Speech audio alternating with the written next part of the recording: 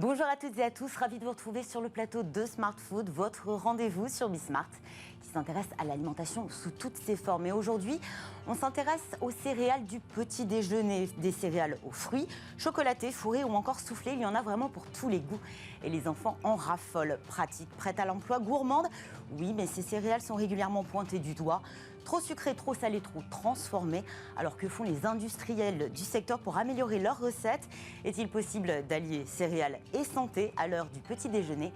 Pour en parler, je reçois aujourd'hui Olivier Cacq. Bonjour. Bonjour. Vous êtes le directeur général de Kellogg's France. Kellogg's, marque bien connue du grand public, pour ses céréales notamment. Kellogg's né aux États-Unis, fin du 19e siècle, devenue aujourd'hui une multinationale de l'agroalimentaire. Alors en France, ce sont des céréales pour le petit déjeuner, des barres de céréales, mais aussi des snacks et une marque de biscuits apéritifs.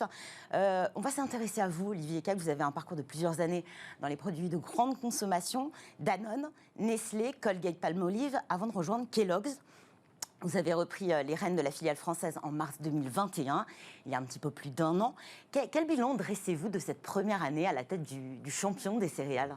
Écoutez, un bilan très positif parce que c'est un projet entrepreneurial extraordinaire de changement de périmètre, un retour aussi en France pour moi qui était souhaité et un retour également à mes premières amours, à savoir l'agroalimentaire. Vous avez travaillé aussi chez Eudebert, il me semble. Alors Eudebert, ça faisait partie à l'époque du groupe Danone, effectivement.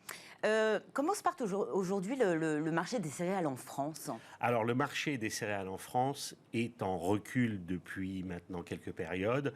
Il y a eu un pic de consommation extraordinaire avec un regain du petit déjeuner pendant la période du Covid. Et oui, parce qu'on avait le temps. Et vous aviez le temps, vous étiez chez vous et c'était formidable. Maintenant, post-période de confinement, on a presque un retour à la normale finalement. Il y a un retour avant Covid qui est en train de s'opérer sur le marché. Ce qu'on observe, c'est un temps consacré au petit déjeuner qui se réduit comme peau de chagrin. Est-ce que c'est vraiment la seule raison qui explique ce recul sur le marché des céréales du petit déjeuner? Alors, il y en a plusieurs. La première, c'est effectivement le contexte qui a évolué, et puis avec une crise hors norme qui a changé les habitudes de consommation. Après, il y a aussi le food bashing dont on parle souvent et qui fait changer les consommateurs d'un marché à l'autre avec des choix pas forcément les plus clairs. Et tertio, il y a effectivement aussi un contexte maintenant de récession qui s'annonce avec une augmentation des prix sur les marchés qui pousse les Français à faire des choix plus difficiles par rapport à l'alimentation. Toute tendance au recul, est-ce qu'elle vous pousse à innover davantage sur de nouveaux produits? Je pense notamment aux snacks. Alors, il y a, de toute façon, une entreprise est amenée par nature à innover, mais également à faire matcher ces innovations avec le moment. C'est-à-dire que dans nos cartons, on a plein de produits et de développements divers et variés, mais il faut à la fois que le fond, la forme et également le prix soient en complète coordination avec ce que le consommateur peut faire, souhaite avoir et est capable de s'offrir. Quand vous avez pris la tête de Kellogg's France il y a un peu plus d'un an, vous aviez trois objectifs, enfin en tout cas un objectif prioritaire, la croissance des trois secteurs qu'on a évoqués, céréales, barres de céréales, snacking salé. La croissance, ça passe par quoi selon vous sur l'agroalimentaire? C'est l'innovation encore une fois? Pas forcément. Les ventes? Pas forcément. L'innovation, c'est un complément et un développement, et toutes les entreprises innovent avec plus ou moins de bonheur. Et il est vrai que dans tous les marchés, il arrive de temps en temps ce qu'on appelle un blockbuster, mais c'est pas tous les ans et même toutes les décades. En l'occurrence, nous, on a fait un choix résolu de se concentrer sur nos fondamentaux, sur nos marques fortes, qui sont en gain de part de marché, que ça soit Pringles sur les apéritifs salés qui croît d'année en année et avec un succès extraordinaire, ou notre marque locale qui est la première du marché, à savoir Trésor, qui est une marque française et qui pèse 17% du marché français. C'est-à-dire que Trésor, on ne va pas le retrouver outre-Atlantique? Non. C'est une marque qui est faite en France, qui a été développée pour la France, qui a été exportée en Europe sous divers noms, mais qui avant tout est franco-française. Vous l'avez évoqué, il y a de nouvelles attentes des consommateurs. Quelles sont les tendances de consommation, les nouvelles attentes aussi peut-être en termes d'information et de produits que vous avez pu identifier et qui vous poussent effectivement à vous réinterroger sur la conduite de vos projets en termes d'innovation, de développement de produits, peut-être communication aussi? Alors, on a une volonté permanente d'améliorer nos recettes du point de vue nutritionnel et vous le voyez depuis un certain nombre d'années, graduellement, nous poussons nos marques à améliorer leur Nutri-Score alimentaire à destination du consommateur.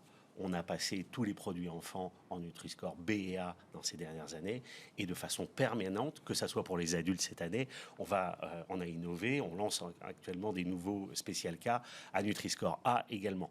C'est pas simplement une fin en soi. Le but, c'est de préserver avant toute chose le goût. Et le premier impératif que l'on a, c'est le plaisir et le goût pour le consommateur. Et on essaye de rajouter de façon permanente des innovations de recettes qui permettent d'améliorer les Nutri-Scores. On va revenir effectivement sur ce travail des recettes. Vous avez lancé un vaste programme RSE autour de ce terme, ou en tout cas de ce nom, cultivons la simplicité. Oui. Il y a effectivement l'amélioration nutritionnelle, vous l'avez dit, le soutien aux communautés, on y reviendra aussi, et la réduction des gaz à effet de serre, oui. Avec un objectif de réduction de 45% au niveau mondial d'ici 2050. Au niveau européen, Kellogg's les a réduits de 37%. Comment avez-vous pu atteindre cet objectif qui est quand même considérable ? On a un partenariat avec les agriculteurs dont on est très fiers, qui s'appelle Origine, depuis plus de 30 ans à travers le monde. Donc c'est un soutien de filière. C'est un soutien de filière ou même l'aide à la construction de filières à travers le monde. On soutient dans le monde 443 000 agriculteurs depuis, je vous dis, plus de 30 ans. Et en France et en Europe, on a 4 programmes bien spécifiques. Un en Angleterre sur le blé, un en Espagne sur le riz, un en Turquie sur le raisin.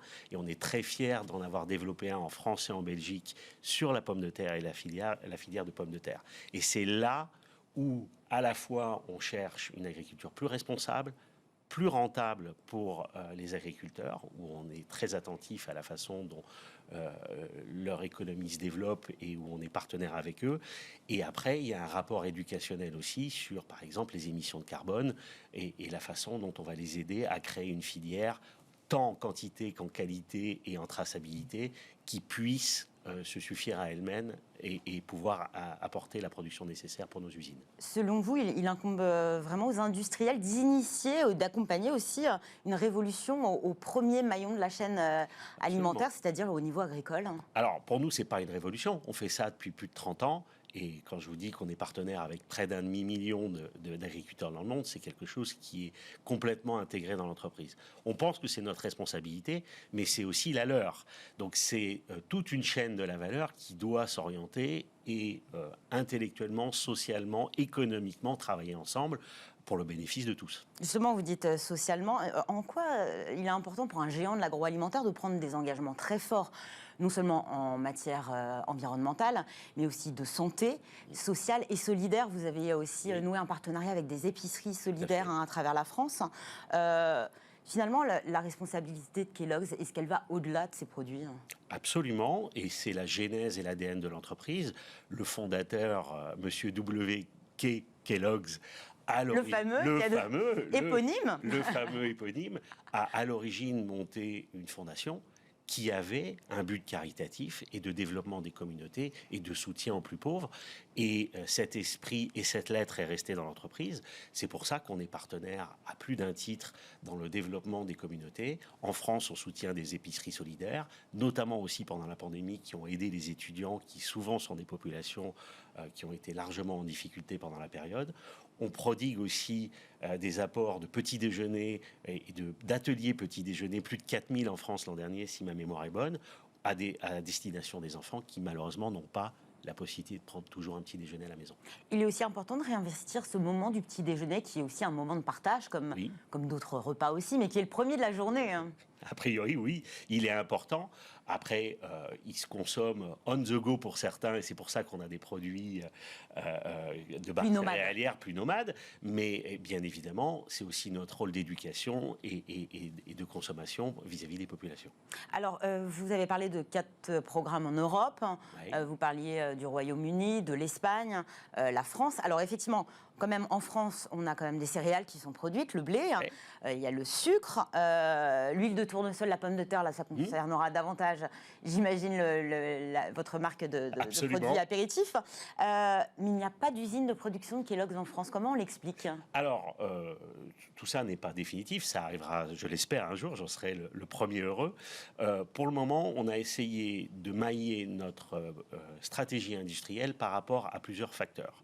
Le premier, et vous voyez, il y a une usine à la frontière franco-belge, donc elle est positionnée juste entre les deux pays, avec plusieurs objectifs. Un, être le plus proche possible de nos centres d'approvisionnement en matières premières, c'est-à-dire la pomme de terre et le sucre, puisqu'il y a une partie du sucre qui vient des betteraves du nord de la France ou de Belgique, pommes de terre également. Dans les autres cas, pour les usines que nous avons en Europe, c'est la même chose. On a un partenariat depuis plusieurs décennies avec le blé anglais, et c'est à ce titre que les opérations industrielles ont été posées à proximité des centres d'approvisionnement de matières premières, évitant un transport et des circuits longs. C'est la même chose en Espagne, où on a un partenariat sur le riz et où notre usine espagnole fabriquait essentiellement des produits, pas que, mais des produits à base de riz soufflé. On va revenir sur l'amélioration des recettes. Oui. Vous parliez de food bashing un petit peu plus tôt. C'est vrai que les céréales sont pointées du doigt. On parle de produits trop salés, trop sucrés, peut-être trop gras aussi. Est-ce qu'on revient de loin? Alors je sais que ça fait depuis à peu près 2010, voire avant, que vous retravaillez les recettes. Si on compare par exemple les céréales que je pouvais manger étant enfant au début des années 90 et les paquets maintenant et les céréales que je peux trouver dans les rayons des supermarchés aujourd'hui, quelle différence? Elle est énorme dans le sens où, ne serait-ce que le paquet que vous citiez en dernier a évolué puisqu'il est quasiment entièrement recyclable. Le sachet, on est en train de tester des sachets également recyclables et le contenu de la matière elle-même a changé avec des réductions drastiques de sucre, de sel et des améliorations de fibres en permanence qui ont vu des réductions de l'ordre de 40% sur ces produits majeurs. Ce qui a permis le développement des Nutri-Score et de rentrer progressivement des produits en les passant de D à B à C. C'était un choix risqué quand vous avez fait le choix du Nutri-Score? Alors, le choix, c'est pas un choix risqué, c'est un choix intentionnel, mais gradué. Et il est gradué par rapport à de la recherche et développement, qui est sans compromis par rapport au goût. On ne passera jamais une recette de D à C si le goût n'est pas garanti. Ça, c'est le premier critère. Le deuxième critère, il est économique. Il faut aussi, à un moment donné, que cet investissement soit acceptable pour le consommateur et le distributeur. Parce que à chaque fois qu'on change une recette, c'est beaucoup d'investissement. Donc, on gradue ça dans le temps, étape par étape, pour arriver au meilleur bénéfice. Est-ce qu'on a le même travail aux États-Unis sur ces recettes? Est-ce qu'on tend à les rendre beaucoup plus en phase avec des attentes santé, bien-être? Alors, le consommateur est différent et, par exemple, les appétences pour, à un moment donné, même si c'est en décroissance aujourd'hui sur le bio, sur les Nutri-Score, n'existent pas dans cet univers-là. Après, il est évident que la prise de conscience nutritionnelle a pris son essor dans le monde occidental absolument partout. Merci beaucoup Olivier Cacq. Je rappelle que vous êtes le directeur général de Kellogg's France. C'est la fin de cette émission. Merci à tous de nous avoir suivis. Merci à toute l'équipe qui m'a accompagnée aujourd'hui. J'aurai le plaisir de vous retrouver demain pour un nouveau numéro de Smart Food. Passez une excellente journée sur Bismart, bien entendu.